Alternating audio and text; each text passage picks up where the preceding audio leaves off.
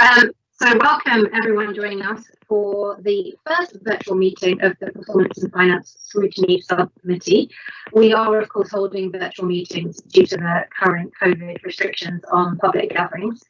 I'll start by asking all members present to introduce themselves. I'll start. I'm Councillor Kiran Ramchandani. I'm the chair of the Performance and Finance Scrutiny Subcommittee. Thank you. Moving on to Pritesh, do you want to start? I think you're on mute, Pritesh.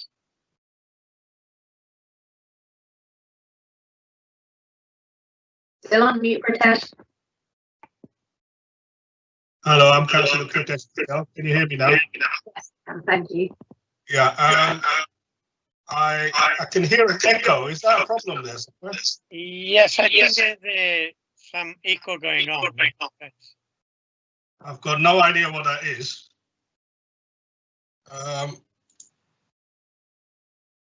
Anyway, let's start it. It's Councillor for Ali.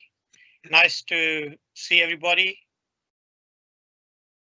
Thank you. And Adam. Hi, my name is Councillor Adam Swirsky. I'm the Cabinet Member for Finance and Resources. Hi, Adam. Great, thank you. I'd like to refer members and officers to published protocols of holding virtual meetings, noting that members are to have their videos on at all times, but to put their microphones on mute unless speaking. In case of technical problems, the meeting will adjourn until resolved. If any member loses connection, the meeting will adjourn until they're reconnected. And if technical problems persist, hopefully they won't, and if the meeting is incorrect, the meeting will have to be abandoned to a later date. Also, the meeting is being video and audio recorded this evening and will be available to watch or listen to on the Council's website. Item number 2, attendance by reserve members. Do we have any reserve members this evening? I don't believe we do. No. Item number 3, appointment of the Vice Chair. Do we have any nominations for the position of Vice Chair?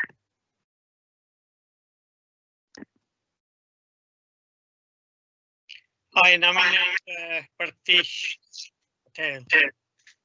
Thank you, Gazan. And I will second that nomination. Any other nominations for Vice Chair?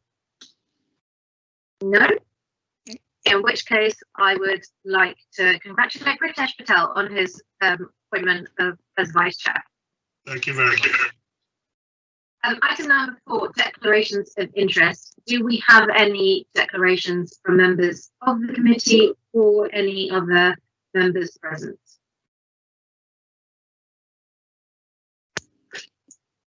No? No. Okay, great. Thank you. In which case, we will move on to item number 5, which are the minutes of the last meeting. Can we approve the minutes of the meeting held on the 20th of January? Yeah. 8 to 5 till 10. Approved. Yeah. Lovely. Thank you. Moving on to item number 6, public questions. We have no public questions notified. Item number 7, petitions. None have been notified. But I will ask if we have any petitions that anyone would like to present this evening. Any members like to present petitions? No. Okay. Great. Item number 8, references from council and other committees or panels. We have none that have been notified. So moving on to our first item on the agenda, which is the Revenue and Capital Outturn 2019-2020 report. And I would like to invite Dawn Calvert to present the report before we go on to any questions. So over to you, Dawn. Thank you. You're on mute, Dawn. Thank you, Chair. Good evening, councillors. What you've got in front of you here is the report that was taken to July Cabinet, and this summarises the council's financial position for last financial year against the revenue and the capital budget. What I will do is, it's quite a lengthy report, so I'm not going to go through all of it. I will take you through the key points at the start of the report and then obviously welcome any questions from yourselves. So in terms of the revenue budget, the council achieved a balanced revenue budget position. That was the intention, obviously throughout the year, to stay within the council's within the budget envelope. As you can see, there were 2 requests to transfer money into the current financial year. So we had the income that we received from in respect of Pinner Wood, that we got some money back from the DFE earlier in the year. That's £1.1 million we're requesting to carry forward into this year to support this year's budget. And we also had the business rate pool income that we actually received in last year, but we've always built our pool income into the budget 1 year behind. And that's already been accounted for as part of the budget. So a good position on the revenue account. In terms of capital, as you can see from the report, we did have quite a significant underspend on the capital programme this year. There are quite some big schemes in terms of that capital programme that sort of like skews that figure, but I'm sure I'm going to get a question on that later on. But we do take into account this is another year of quite a significant underspend against capital programme. Some of it's very valid, but when we do set the capital programme next year, we are going to have a good look at that and make sure if there are schemes, just do a really good thorough review of the capital programme about schemes that are in there, carried forward, etc. I don't really think there's any point in taking members through any more detail of the report. It's probably best, Chair, if it's okay if we just open for questions. Yeah, I think that's fine. Adam, do you want to come in as the portfolio holder with any comment? I won't add anything more other than I think it's, again, impressive that we got to a balanced budget position with all the pressure that's on us and managed to make some contributions towards the current year, which are obviously incredibly important as we go into a very, very tough financial year. Thank you. So just before we go into questions, I'd like to welcome Councillor Nita Charani. Thank you for joining us. Before we proceed, do you have any interest that you need to declare? No. Okay. No. All right, lovely. Thank you. In which case, I'd like to kick off with a question before I open it up, just on reserves. So on pages 22 and 23, there's a list of reserves that the council holds. Some of these have been created over the last few years. And is it time that we should review these reserves to see if they're still needed or if they can be merged? And could some of that money be released to fund frontline services? Yeah. So in terms of the reserves, I think the first thing is to remember that reserves are only one-off. So we don't tend to release reserves into the budget because obviously we need to use that for one-off expenditure. I think it's fair to say we already have a number of these reserves already built into the budget. So, for example, the 2 reserves at the top, the business risk reserve and the budget planning reserve, approximately half of that is already built into the budget for the current financial year. I think what's also important to remember is a number of these reserves are classed as earmarked reserves. So it isn't just a case of being able to release that funding for alternative uses. There are some on here that we do review the reserves every year.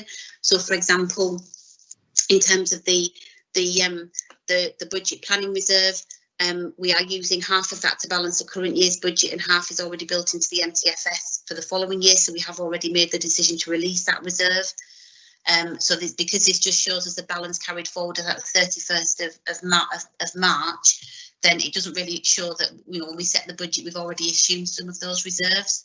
And in terms of the business risk reserve, once again, we are using the significant chunk of that reserve is already built into our budget, so we are putting that money into our budget to support council services rather than reducing potentially front line. There is and then I say, for example, on the budget, the business pool reserve, once again, that is money that is already built into our budget. So we have released that money. In terms of the funding that isn't really released in terms which we could further look at is, for example, the commercialisation reserve. We've got £1.2 million. We were looking to use that in this year's budget. Obviously, we will hold off on that if we don't need to. So I think it's important that isn't a balance. I think that isn't a balance of £53 million sat in a council bank account. Some of that we have to hold.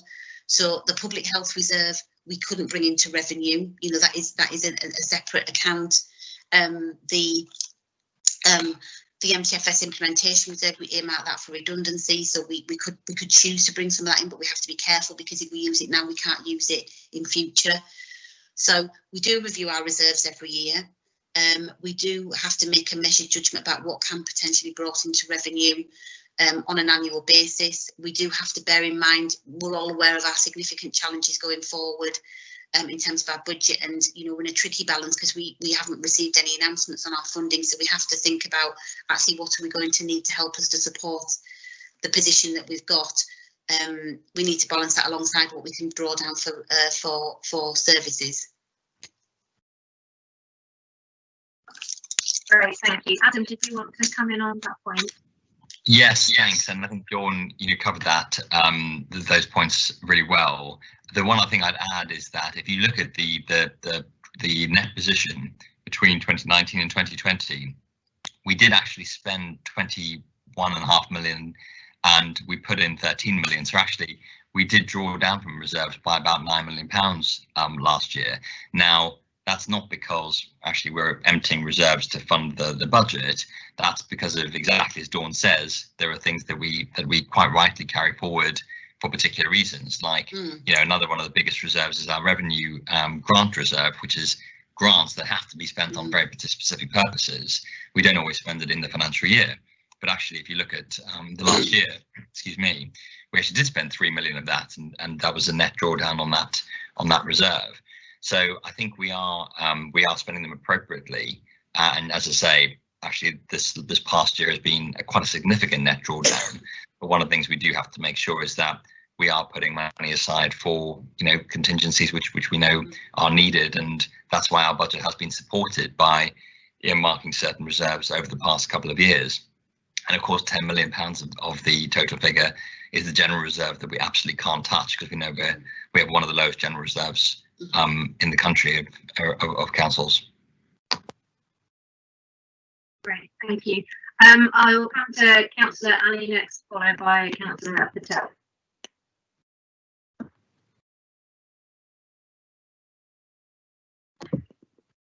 Kieran, sorry, my question was the same as you asked, you know, so this is okay. Thank you. Do you have any follow-ups on that particular topic? Sorry, is that something? Yeah, follow-up, I think will be the next item on the agenda. Okay, fair enough. In which case, yeah, Pritesh, it's all yours. Sorry, I just had one question regarding the reserves. I noticed that in the actual report, you sort of marked them as earmarked reserves, other earmarked reserves. Is there any way to sort of split that so that we can see exactly where those reserves line items are and which add up to those totals? It just makes it easier to understand, you know, where these reserves are earmarked for. Or is that mentioned in the report at all? I think what you've got, Councillor, is there is a detailed analysis of what the reserves are used for following the table. Okay. We can provide you with what we should have done. We will provide you with a breakdown of the other earmarked reserves. It's probably lots of little bits and pieces added together, but we can provide that for you. I think it's also just in case people aren't aware that these reserves are held on the balance sheet. Okay. So what they don't do is they will not factor in the council's revenue account unless we choose to draw them down.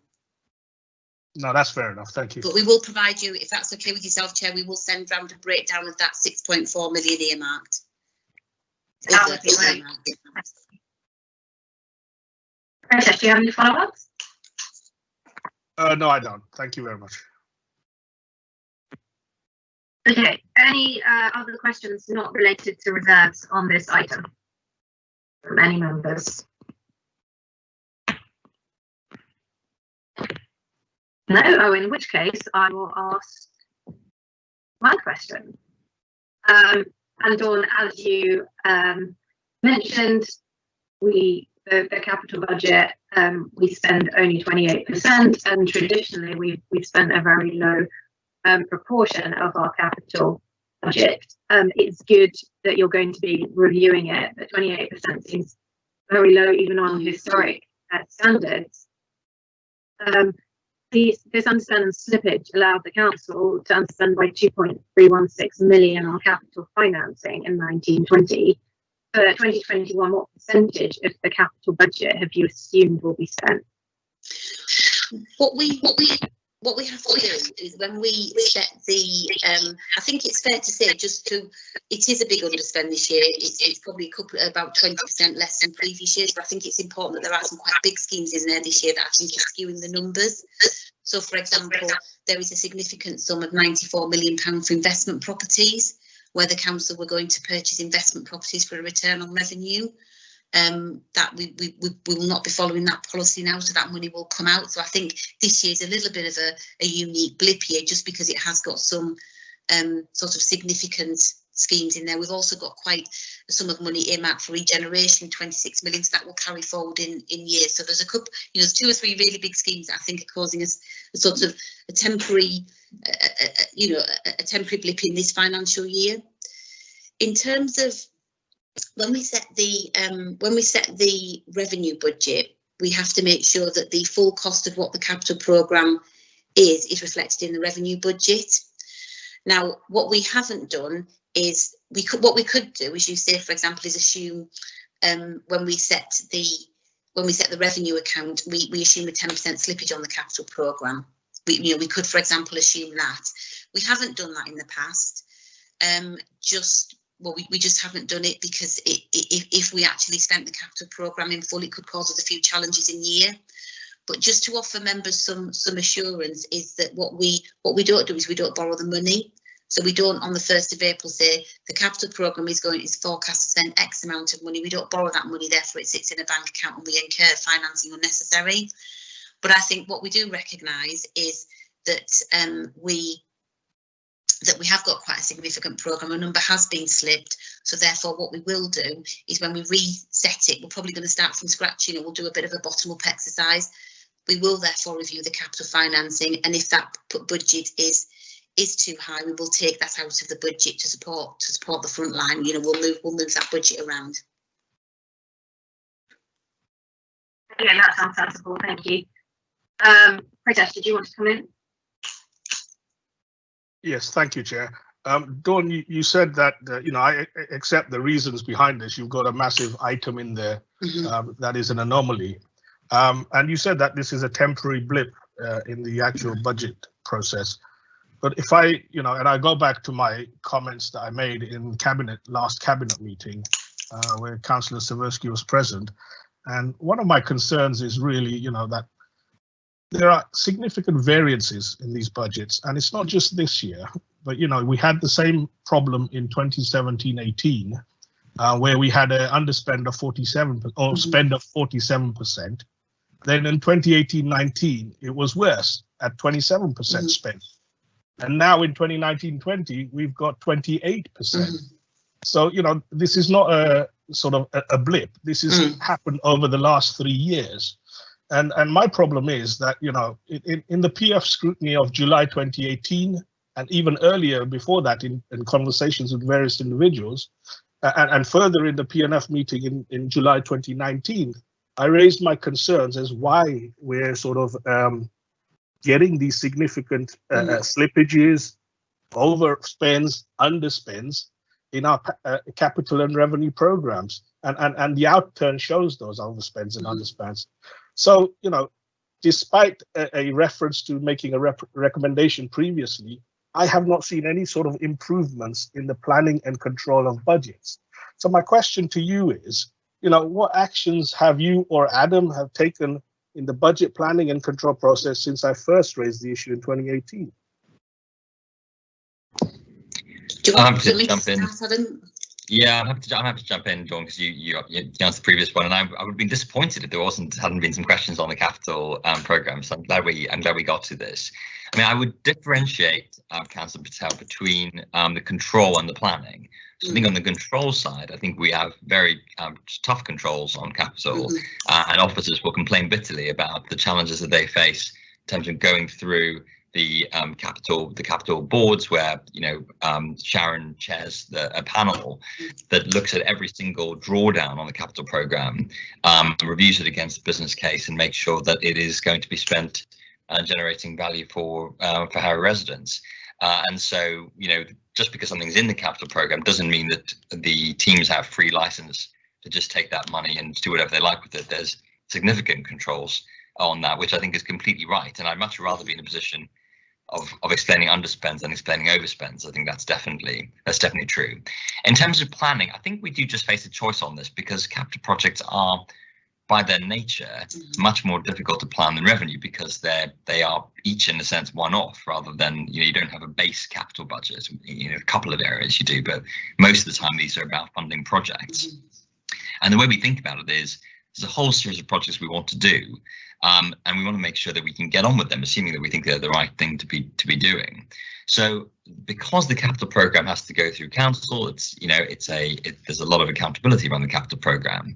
If we don't put items into the capital program that we hope to get on with during the year, then the process around approving capital spend becomes a really significant barrier to getting on with projects. And we know there are already so many barriers to implementing these projects. So we don't want the process around approving capital to be yet another barrier.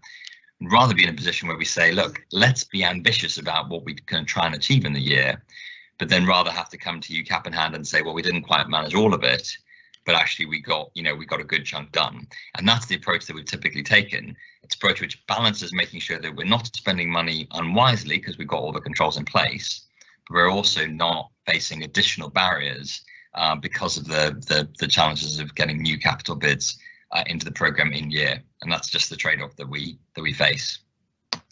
I mean, if I can come back on that, Chair, we're getting our budgets drastically wrong. We're not talking about a few percentage plus or minus. We're really getting them wrong across the year. And if you say what you're saying is that, we plan for the year and only spend the money that we want to spend, then why can't we show that in the capital program or the budgets, rather than showing a figure that is totally out of context and which right at the beginning you're not going to meet? So either there's a problem in the way we plan things and the way we understand how to forecast budgets, or it's just not working. And my issue with this is that it keeps happening, and we can't go in from one year to the next with such figures. I mean, if you present these figures to the outside world, they will immediately fall upon us and say, well, look, this is totally being mismanaged. So why not show the true picture of what it is that you're trying to manage for the year? Can I come in there, Chair? Yeah. I think it's fair to say that when we do our quarter one monitoring, this slippage that we're talking about this year hasn't just come in at the year end. We have been reporting our performance against the capital programme since quarter three. Like Adam explains, some of the capital programmes, they're big schemes, they're different in nature to revenue, they will span several years. There might be very valid reasons in year why we anticipate to complete a scheme. It has to be done.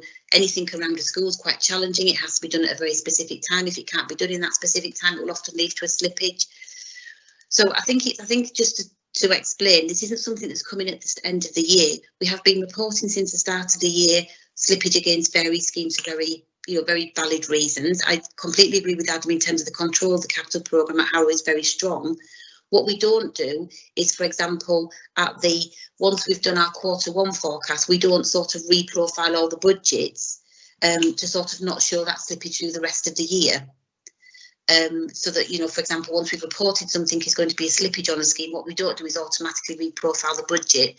And that's really just a general resource issue that it would be quite challenging, because we'd end up with kind of like a rolling capital programme, which once again would just be quite difficult to manage. So we do like revenue, we set a budget that's approved by cabinet, we report very robustly against that capital programme, but we're not going to spend it this year, and for the following reasons. What we're not doing is then reprofiling as we go. And so when we get to the end of the year, there's kind of a build-up of a slippage, but I'm just trying to explain it's not something that's come out just at year end. It's been monitored and managed through the year. Adam, do you want to come in? Yeah, can I just add to that, the key thing is that we're reporting balance on the revenue budget, and that is the absolutely critical piece, because, obviously we've got a legal requirement to set a balanced budget, and that's the piece where we'd actually be, drawing down on some of our scarce reserves if we didn't manage to get a balanced position on the revenue budget. So we manage the revenue budget extremely tightly, but the piece on the capital program is that, obviously, we want to make sure that we're planning as best as possible, but it doesn't make, there's no significant, there's no big impact to the fact that some of the capital gets slipped. Obviously, on specific projects, we might be saying, oh, there's a delay here and that wasn't right, we needed to make sure we accelerate that. But in the capital program as a whole, it just doesn't have a big impact on the council. That we're telling you we got 28%, we only spent 28%. A third of the capital program was the property investments, which we didn't go ahead with, which was completely the right decision. But in the end, we still managed to balance the revenue budget, and that's the absolute priority, and that's what we really focus our time and energy on. I mean, to a certain degree, I might agree with that. But if you're saying that our revenue budget is balanced, and that's the most important thing. Now, if some of the capital projects came in on time, for example, if the commercialization projects all generated revenue, then that would have had an impact on the revenue side of things, and we would have had in more revenue. You wouldn't have had to do any drawdowns, etc., etc. And of course, that would have had an impact on the revenue budget. So to say that most of the capital items do not have revenue impact, I think is incorrect. Would you agree with that? But I think, in that specific, I think it is worth absolutely, drilling down to the specific projects, because that's where it does become really relevant to have the conversation. Was it correct that we didn't spend the money that year, or was it incorrect? Was it a delay that was our fault, for example? Absolutely, let's have that debate. So on the commercial investments, absolutely, we put that funding in the budget because we were looking to generate an income ultimately and support the revenue budget. Was it the right thing to do to actually hold back and be cautious on that? Absolutely. And look across the country, the councils that went, willy-nilly into commercial investments are now in a lot of trouble. So we've always been cautious on that. So absolutely, that was the ambition. We said, if we're able to make, prudent investments that will support the revenue budget, fantastic. We didn't feel able to do so. And in fact, it was the right call. It may have been the right call, but if you recall a few years back, we said that some of these commercial schemes will not work, and nobody listened. I think sometimes you need to listen to the opposition. We're not trying to make a political point here, but if you did listen to us a few years back about the commercialization projects, then perhaps we wouldn't have got into the situation now that we're in, and we would have to take out the capital projects. Would that be a fair comment? We always appreciate the comments and feedback from the opposition. I think we can talk about commercial initiatives separately, because that's a whole separate discussion. But we've engaged, I think, very constructively on a cross-party basis on some of those initiatives, and I think we'd look to do that in the future as well. Good. I'm glad to hear it. Pritesh, do you have any other questions on this report? Not on that. Thank you very much. Any questions on this report? Not yet. Okay. So I've just got one last one. And to you, Dawn, the paper refers to the updated SIPA guidance on financial borrowing. In a similar vein, there's a consultation on borrowing from EWLB, which is almost certain to remove the possibility of borrowing cheaply to pay for capital expenditure, which is solely for income. How does that impact the council? The current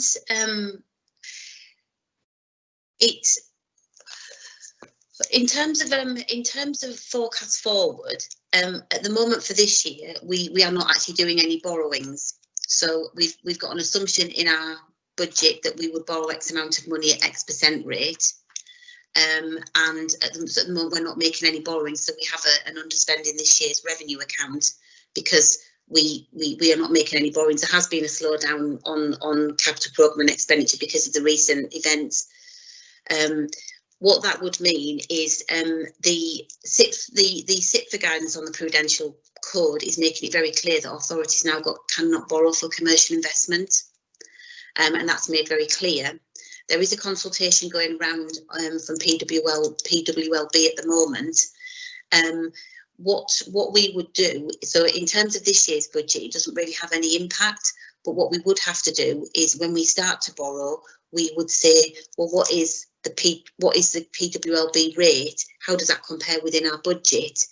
And whether we borrow from PWLB. I think what's happened recently is recent events has shown that really sometimes PWLB is not necessarily the cheapest form of borrowing now for local authorities, and we have had to look, elsewhere.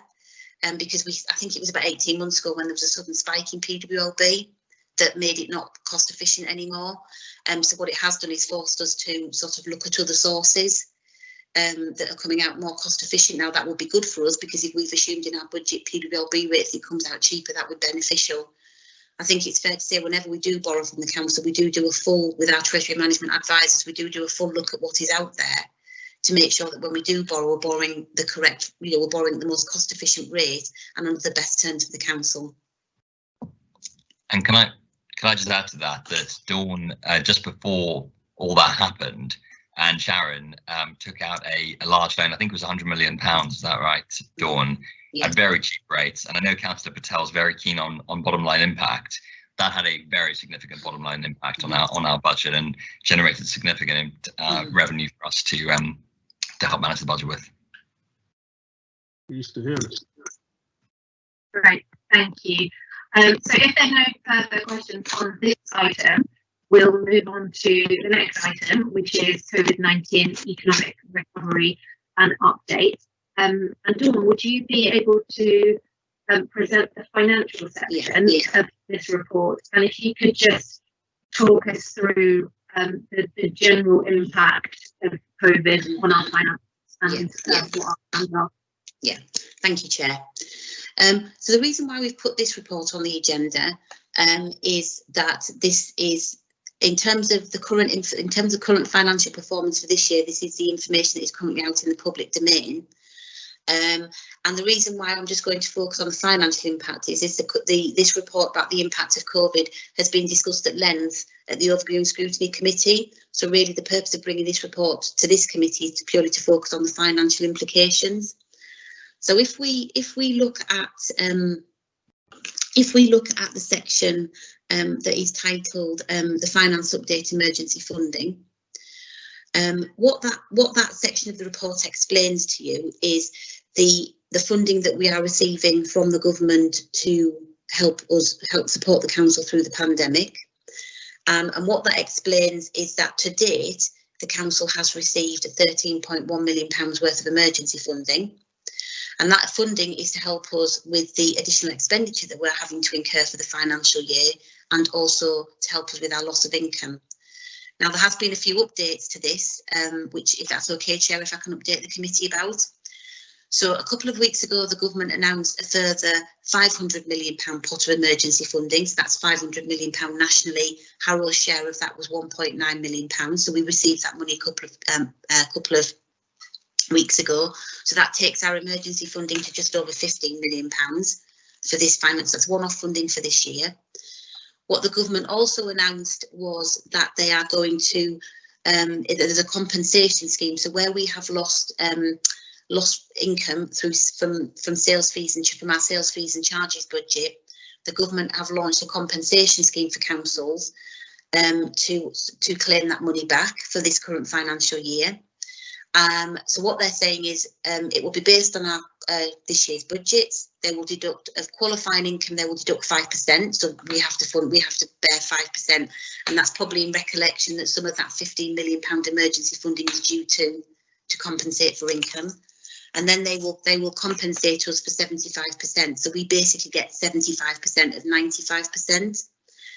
The technical note was released last week on that. So Sharon, myself, and the accountants are working through that to, it's like with everything, the devil is in the detail. What does that mean? in terms of how much money can we receive back. And then we're just checking. We're not quite sure when that claim has to be submitted, etc. But that's very helpful that we can make that claim. And then also, as part of their package a couple of weeks ago, they also announced that there would be some facility for where we're estimating losses on council tax and business rate collection in year. We can, there is an option. Normally you have to make any shortfall in your collection up the following year. They are saying they're going to allow councils to spread that over the 3 years of the MTFS.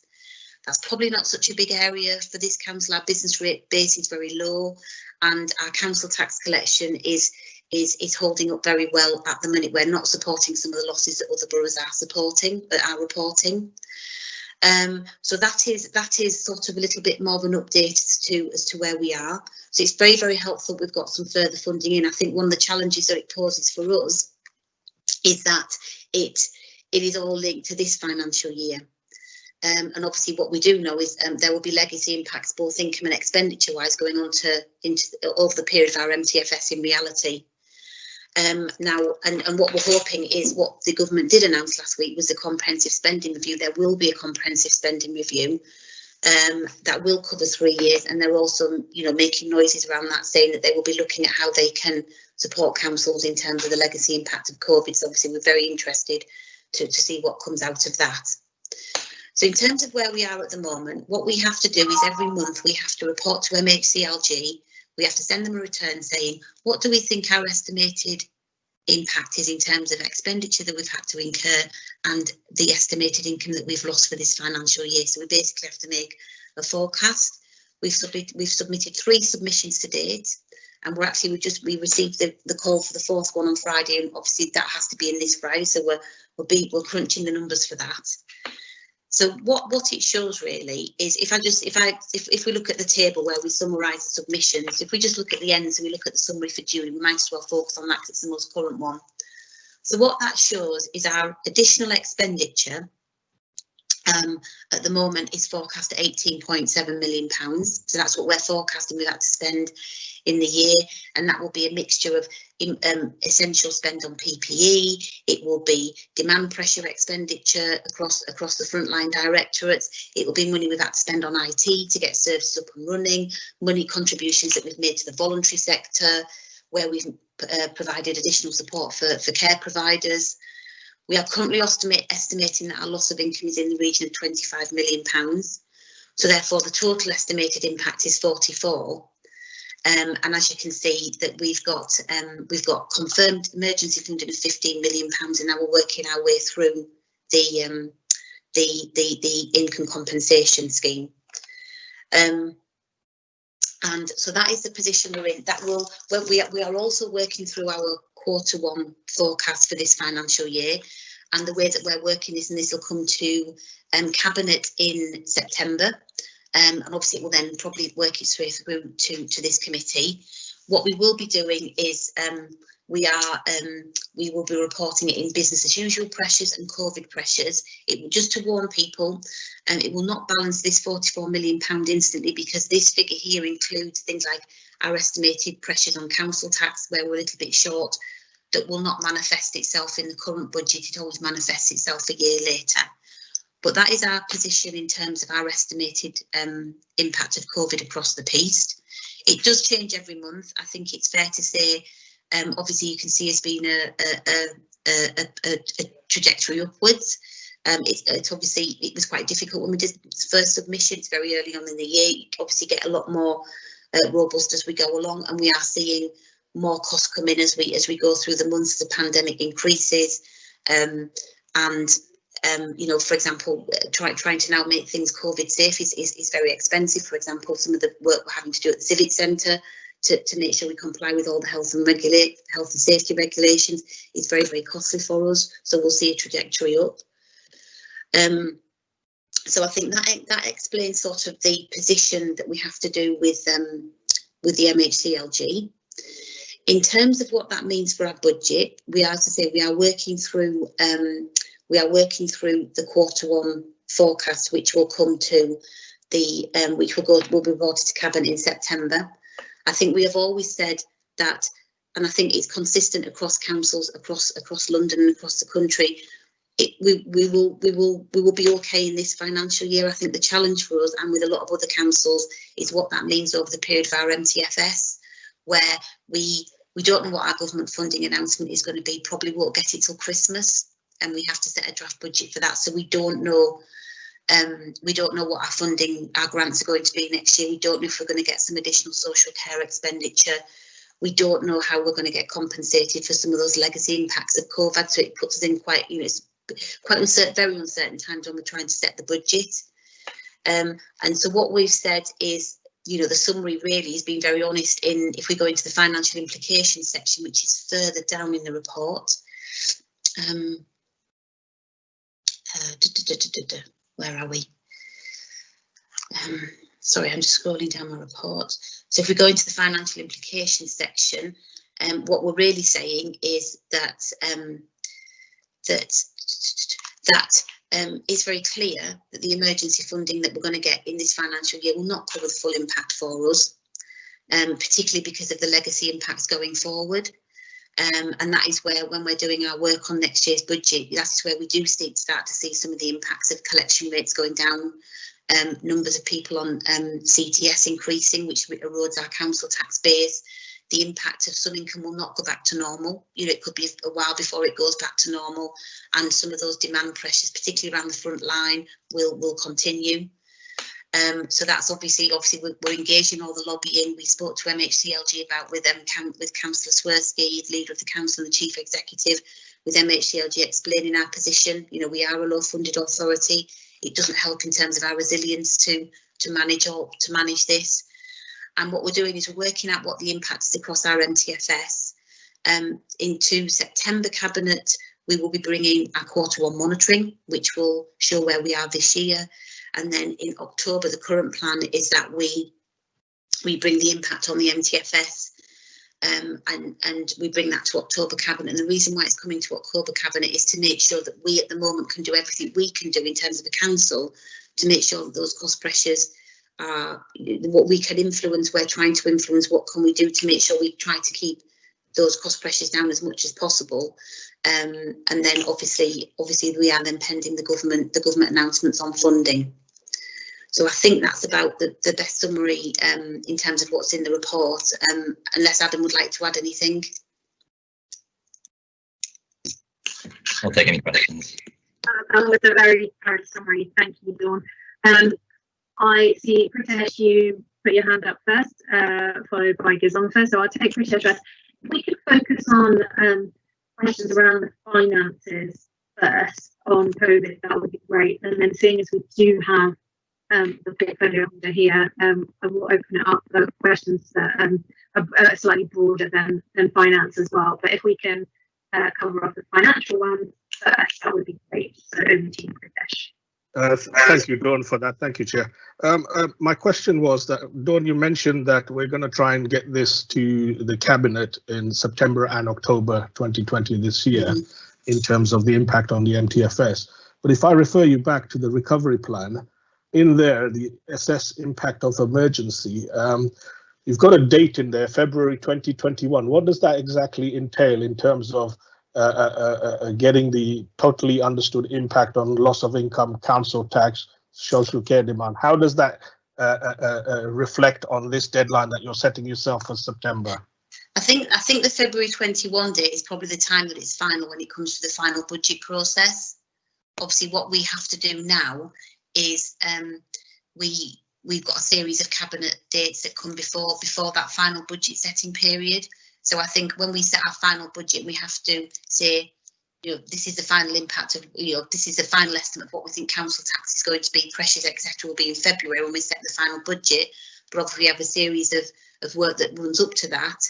And what we're saying now is because normally what we would do is in July, we always usually bring to Cabinet an update of the savings tracker for the current financial year.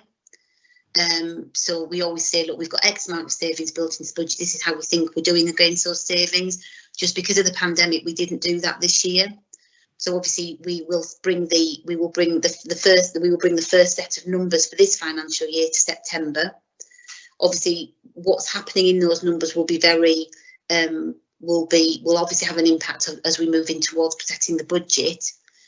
In terms of the MTFS, I think normally what we would do is we don't normally bring an up as we go through the year. We don't normally bring an update on the MTFS to Cabinet. We know we bring the quarterly updates on the revenue and capital. I think because of what's going on and the significant impact of the current emergency, it does make sense to bring something to Cabinet to explain, look, this is where we think we are based on the quarter one numbers. This is what we think the impact, the potential scale of the impact could potentially be. Explain what we're doing in-house, but then we are then a little bit, we are then dependent on government announcements, which will come later in the year. I just think to not bring anything until we set the budget in December in terms of MTFS update just wouldn't really make sense this year. Okay, so I understand at the ONS, the last ONS, there was some questions asked about the forecast for the council tax scheme and what that entails. Does that mean that that won't be available in the immediate future? Because I think there were members looking for an understanding of what exactly we were expecting in terms of council tax receipts this year. Okay, well, what we do know is that in terms of council tax receipts, we are expecting a reduction in collection rates of 2%, and which is what we've reflected in our return 3, is that the reduction in council tax is 2. I'm just going to scroll back up to that section of the report. I think it's 2.7. I think I'm not. Yeah. So what we're anticipating is that we've got an increase in collection fund losses of approximately £2.7 million in this current financial year, which will manifest itself on the budget next year. And what we're saying is £650,000 of that relates to the number of people going onto the CTS scheme, an increase in that. So that's what we're estimating on a 2% reduction in collection rates. Now, obviously, that's being kept. We monitor that very, very closely every month because it will. For example, the next biggest impact we're anticipating on collection fund rates is perhaps when furlough ends, because what we don't know is when furlough ends, if people will continue in their work or whether they'll be made unemployed. So perhaps the collection rate might be impacted upon. So we are monitoring that very, very carefully. So are you going to respond to the question asked in OMS to the members, because they haven't received a response yet? So okay, they would appreciate something at the moment. Okay, I'll check what that question was. I wasn't there. I'll check what it was, and I'll make sure I'll make sure an answer goes out. Okay, thank you very much. Over to you. Yeah, thanks. Dawn, just a couple of questions. You said the shortfall is around about 25 million. Mm-hmm. Do you think it's going to increase if things doesn't get better in near future or end of year? And my second question was on grants to the small businesses. We received, I think, about 42 million and only spent about 35 million. Mm-hmm. So there's 7 million still there. So any up-to-date information on that? Thank you. Yeah, okay.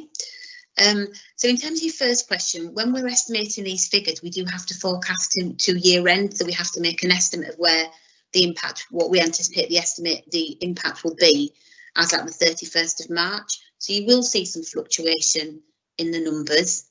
And, what I can't guarantee is as things continue, that there might be some, some additional costs come in if we have to do something to make perhaps one of our buildings COVID safer, etc. I can't guarantee that. And at the same time on the income, for example, we might see some of our income, as things get back to normal, we might see some of our income improve.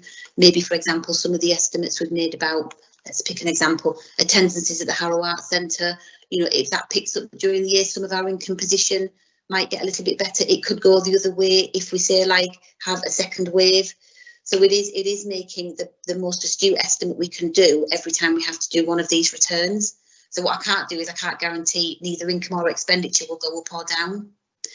In terms of business grants, so the detail, did you want to add anything on that, Adam, before I go on to the next question, or? Adam, you're on mute.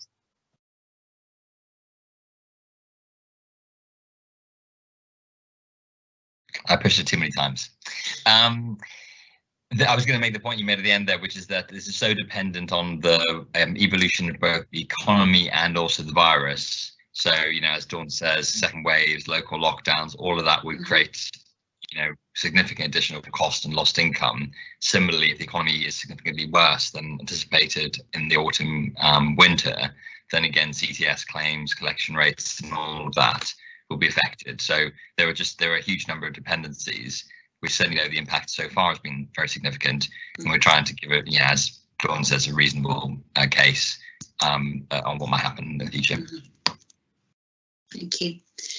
In terms of your second question, Councillor Ali, what you refer to is the small business grant scheme, and Harrow was allocated a sum of £42 million to pay out in line with the criteria.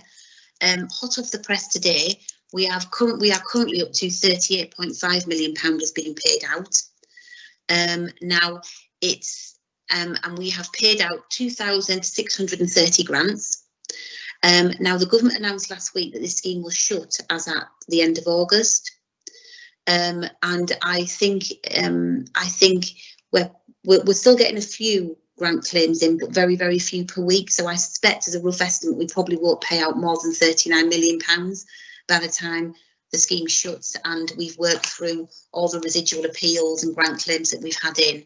And then what we'll have to do is any residual funding we will have to pay back to the ministry. Thanks, Dawn. Thank you. And do you want to come in on that at all? Okay. Does anyone else have any financial questions on the COVID report? Pritesh. Thank you, Chair.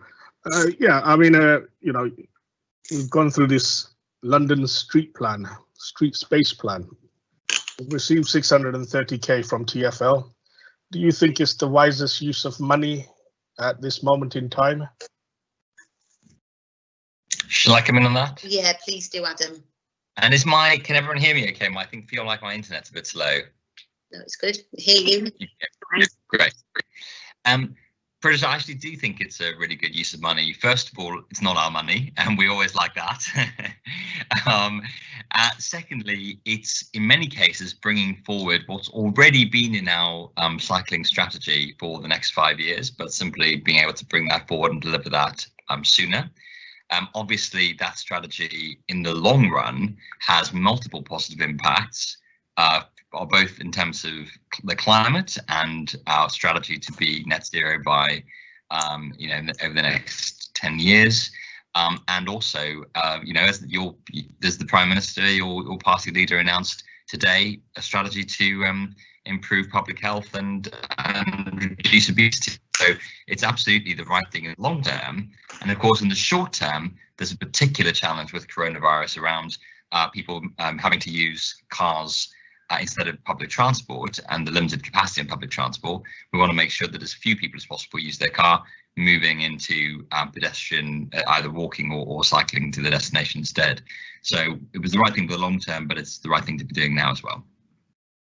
I mean, one of the concerns I have, and you know, these are not my concerns only, but you know, we've received many representations from residents who say, you know, we're spending money on this scheme, and yet it is at the detriment of people like the small businesses that we're trying to support and are trying to revive during this COVID period, because we're taking away parking spaces away from these businesses, which inevitably means that less people are going to travel to those areas and therefore spend their money in these shops. But what's more concerning to me is that, you know, some time ago, we spent a lot of money on cycle stands. You will see these everywhere across the whole borough. And for me, I've hardly seen any cycles sort of tied up or parked at these stands.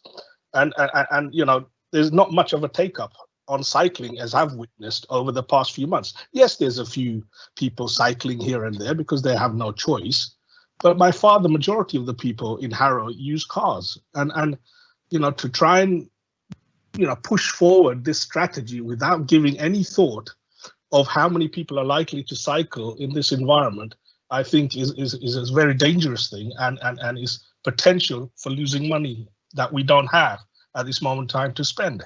So, you know, I really think that it needs another look at how we spend this money. You know, perhaps that money could be spent to repair some of the pavements, which are in a dire strait in some of the wards that I walk around in. And you know, constantly we're told we haven't got any money to spend on revitalizing our pavements. But, you know, if you do that, at least that money would have been well spent. At this moment in time, we don't know how cycling is going to take off or not. Well, Councillor Patel, you clearly haven't seen me zipping around the borough on my bike, which I do very, very frequently. I mean, you made a couple of different points there. In terms of the businesses, of course, this is a really, really tough time for businesses. We have to be very sensitive to their needs, but also being aware that if people don't feel safe to shop, they're not going to go out either. And so a lot of these measures are about creating more pedestrian space to directly to encourage more people to go to shop. And one of the things that you typically get with some of these changes in transport modes is that people anticipate the worst, but then when they actually happen, often the negative consequences don't actually materialize. So just for example, low traffic neighborhoods where, you know, you're sort of cutting off through routes to encourage to discourage, you know, cars from passing through neighborhoods. People say, oh, well, you know, the traffic will just be displaced to the surrounding roads. Actually, all the evidence on this says that those journeys just simply disappear. That people walk and find other means of getting around instead. So I think sometimes we should the schemes that we have an opportunity here, because the schemes we're putting in place are temporary at the moment. There's a review point within 6 months, and we have an opportunity to see, well, did those negative consequences emerge or not, and we can make the decision then. I think your point about, you know, cycle stands and are they being used, I mean, I make a couple of points on that. One is that if you've tried to buy a bike recently in Harrow, I think you'll have difficulty because they're all out of stock. People have been absolutely racing to the cycle stores to get bikes, and that's in Harrow as well. But the second thing is that unless you have the cycling infrastructure in place, the stands to park, the cycleways to get around safely, you know, ways of making journeys that go right across the borough, unless you have that in place, you're not going to get people cycling. So I think Harrow's been part of the reason why Harrow is such a high car use borough, is I think we have been too far behind on putting in place some of that infrastructure, making it safe and friendly to cycle across Harrow. And hopefully some of the measures we're putting in place will start to shift that. Okay, we shall see. I just wanted to come into that first point about the new schemes. Whilst I'm generally supportive of the new schemes and certainly to get people walking more and cycling, I do think we missed a trick in not consulting ward councillors adequately enough. And you know, we know our local areas, we know where the complaints are likely to come from, and you know, as a result, we are now dealing with those anticipated complaints. So really, just a plea at the review point: can ward councillors please have much more of a role to play? Because you know, we do know our areas really well, and you know, we can help get this right. That's just a little plea from me. Does anyone else want to come in with any other questions? British. Thank you, Chair. Not on that particular subject area, but I just wanted a general question, which you may or may not be able to answer in the forum. But you know, obviously, we're going to, as a council, we're going to face a lot of change, and you know, we're going to have a significant number of staff working from home. Now, has anybody considered the impact of people working on home and how we will be able to measure and gauge their productivity? Because obviously, you know, there is a cost to all this happening. You know, if you're sitting at home, there's a multitude of things going on around you, and you know, there might be a tendency to sway away from your work practices. So how are we controlling people's time and therefore the cost of having people working from home? And have there been any consideration made as to how we will manage and check on productivity? So there's a lot to unpack in that, Councillor Patel, and obviously I'm also cabinet member for HR, so I'll have a go. I mean, first point is that, you know, it's not that people will be working from home; they have been working from home for 4 months, and we know that our IT has been chronically underinvested in, and so it's a massive struggle. And I just have nothing but praise for staff who managed to somehow, you know, keep going even when the IT was absolutely terrible. I'm now sitting here with a brand new device, absolutely state of the art, using all the modern software and, you know, incredible ability to collaborate and engage with colleagues in completely new ways. So I think we're making huge strides, going absolutely light years for Harrow, which is, you know, always felt like it's just been so far behind, not only on IT, but kind of ways of working and some of the practices that we've had. So there's a massive change program underway, but it's not just about IT. You're absolutely right, Councillor Patel. It is also about how we support our managers and our staff in the process. I would say we come at it from the perspective of support. So, you know, the priority is how can we make people's home setup as productive as possible? In many cases, actually really simple interventions around a keyboard, a monitor, the right kind of chair, you know, and we're absolutely getting on to making sure that the staff who need all that will get it. We have done a recent staff survey, and it's been incredibly an overwhelming response to say that people have really enjoyed the experience, or at least certain aspects of the experience of working from home. And I think the vast majority of staff would like a much greater freedom and ability to work from home in future, which is really good because that also supports our strategy around flexible futures. What I think is also really important, though, is that it doesn't work for everybody, and people do have challenges. And even if the majority of staff finds it a really positive move, actually there are an important minority that, you know, found it really hard from a well-being perspective, from a mental health perspective, loneliness, isolation perspective, doing different kinds of work. And so the support we put in place shouldn't just be about desks and keyboards. It's also got to be about how do we change the way teams work so that we're checking in on people more frequently, with opportunities to engage with colleagues. And, you know, one of the things that we're particularly looking at as we do start to open up new facilities, partly the Civic Centre, actually partly other sites across the borough, is how do we use the opportunity to bring people in to spaces in the borough, not so that they can sit at a desk and do what they would have done at home, but actually to use those moments to maximise collaboration and opportunity to get to know other colleagues and to plan for the future. But the one word that I absolutely take issue with in your question is, you know, how do we control people's behaviour? I think that's, I'm afraid I fundamentally disagree that that's the way that we should be looking at this. I think managers need to completely rethink the way that they manage. So it's not about managing by staring over someone's screen and checking they've got the right documents open. It's managing to outcomes and to outputs. And that's a really different way of working and will be uncomfortable for some of our managers. But it's fundamental because we know that you can be staring at a Word document all day and do nothing very productive. Or you can be at home and maybe you do take a couple more breaks, but actually when you get down to work, you really get on with it and you're motivated and excited to deliver a good product. So it's about giving people more freedom and responsibility and trust, but it's also about supporting our managers to then manage better outcomes. And that's why, as part of our investment in HR, one of the key investments will be in a manager development program, which is like also fundamental to how we modernise the whole council. Thank you, I appreciate that. Just coming in on the back of that, Adam, I'm glad that we're doing assessments for equipment and making sure that people are set up to work properly from home. Have we considered, or are we going to consider, any home working allowances or expenses to help support people with the cost of their broadband or their extra gas, electricity bills, things like that?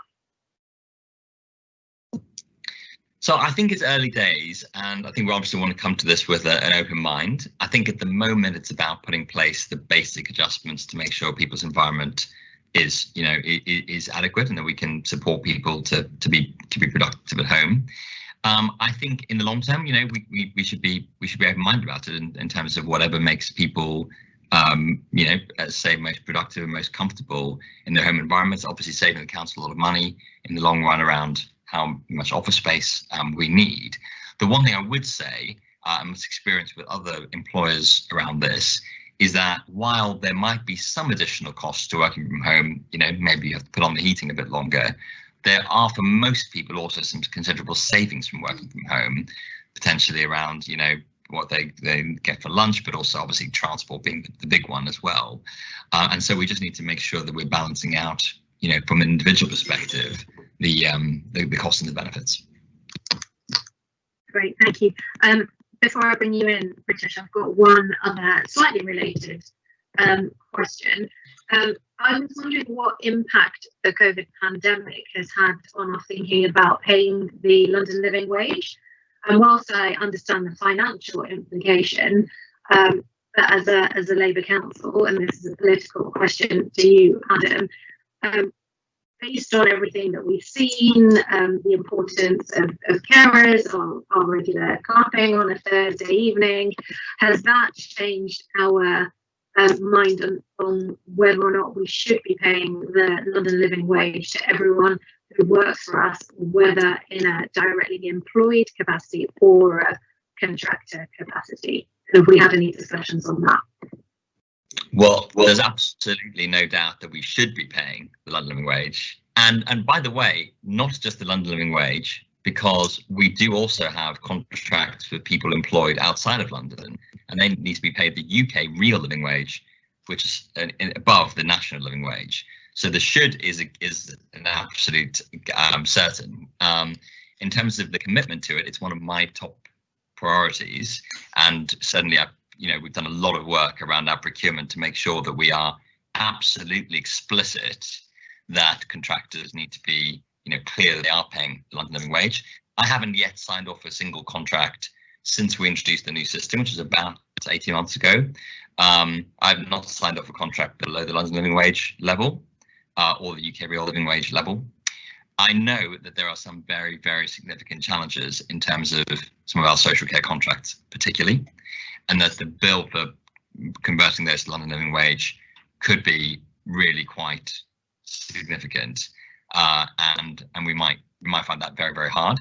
I think there's two things we need to consider there. One is absolutely this is part of the long-term social care funding settlement that we've needed for the last decade, and making sure that carers are paid properly needs to be part of our campaigning and our advocacy around that long-term funding settlement. And as I've always said, I think it's a disgrace that we call on other businesses to pay the London living wage, and yet government is responsible for so much low pay. But the second thing is that just because we can't pay across all our every single contract yet the London living wage doesn't mean we shouldn't start biting away at the problem, and as contracts come up, look as aggressively as we possibly can in every possible way in which we can move those contracts to the London living wage, and if not immediately, perhaps put them on an escalator or look at other strategies to make sure that that's the direction that we're going in. Great, thank you.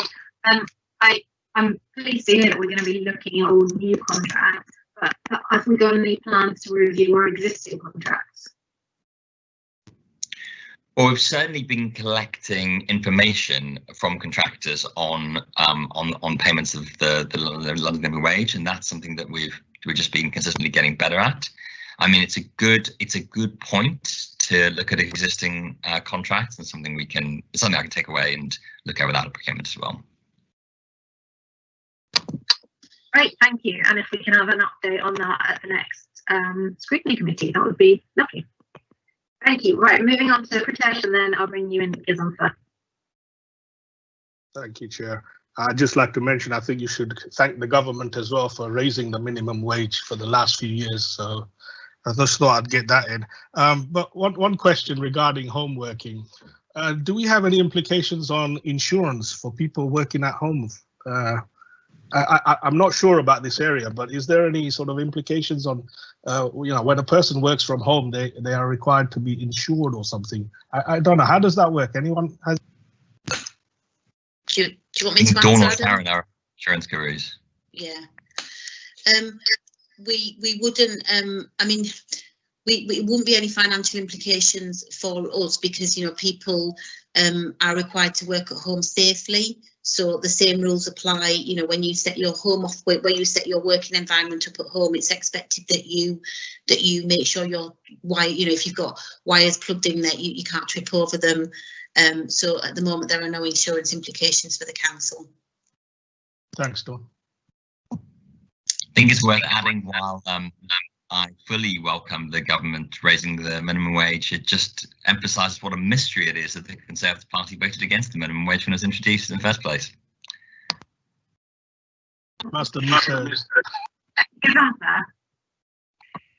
Thank you, Kieran. Just a couple of clarification or questions. Adam, do we have any agency staff at the moment? And my second question is, while you're there, I mean, is there any number of staff who's not at the moment, like a junior staff not working from home, what their position is? Are they just staying at home, like furloughed? So we do have agency staff. I mean, we've used agency staff for, you know, a number of reasons.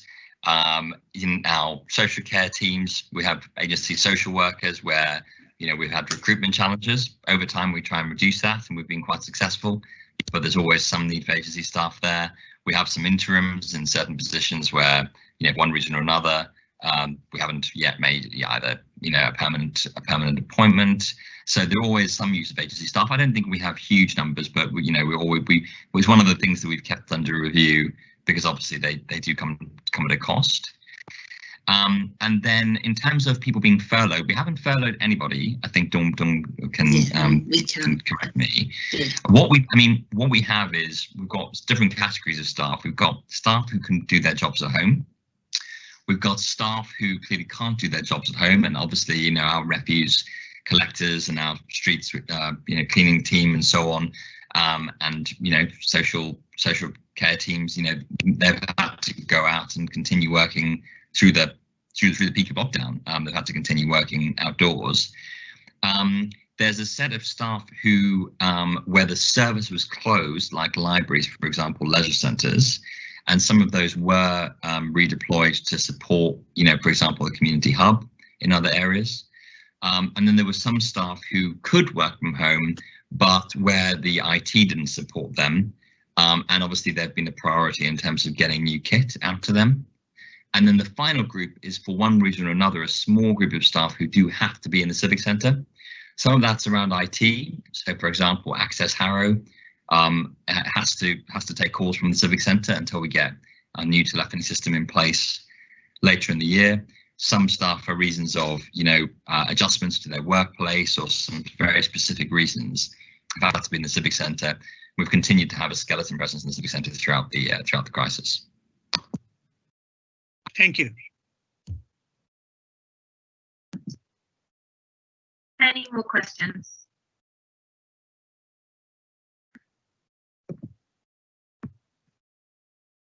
In which case, I've got a final question on the report. Page 92 talks about business continuity plans not being developed for this scenario, and I was just wondering how we are updating those plans. I'm not sure if that's to Adam or Dawn or whoever would like to answer.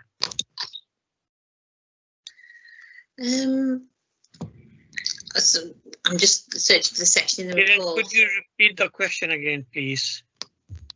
Yeah, it was just on business continuity, and that we acknowledged that our business continuity plans were not developed for this scenario, and I was just wondering what we're doing with them going forward. As far as I'm concerned, we will have to, because we will be looking at business continuity, because obviously the way we traditionally do business continuity is if services are out of play for a couple of weeks. Obviously, this has been a very different circumstance, but to be specific on that, Chair, I would have to get back to you if that's okay. I'll speak to the business continuity officer if that's okay. Yeah, that's absolutely fine. And I think, you know, it's a very fair point that, you know, we obviously have a risk register. You know, pandemic's always top of the risk register, and you know, other things like cyber attacks as well. You know, that are up there, and you know, it is. I think actually, my experience back in March. I'll go and so have a look at the exact wording in the report. The experience back in March was actually that we have updated business continuity plans frequently, because there have been a whole range of circumstances, not least actually the Grenfell fire, where, you know, particularly across West London, councils took a good hard look at their business continuity plans. But obviously, as you know, I'm sure the report says, you know, were they in place specifically for a pandemic? Probably not. But I think it's I think how we think about managing for high impact, low probability risks is something that we have to look long and hard at after this, you know, after the worst of this crisis is over. It's a very fair point. Thank you. Any last questions? Final chance. Right. In which case, I know we went through this at council the other week, but I would like to reiterate our thanks to all the staff in the council. I think you've all done an incredible job under really, really difficult circumstances and continue to do so. So a big thank you to everyone for that. And thank you to everyone for coming along this evening and giving some very thorough answers to our questions. So until next time, I close the meeting. Thank you very much, everyone. Have a good evening. Have a good summer. Bye-bye.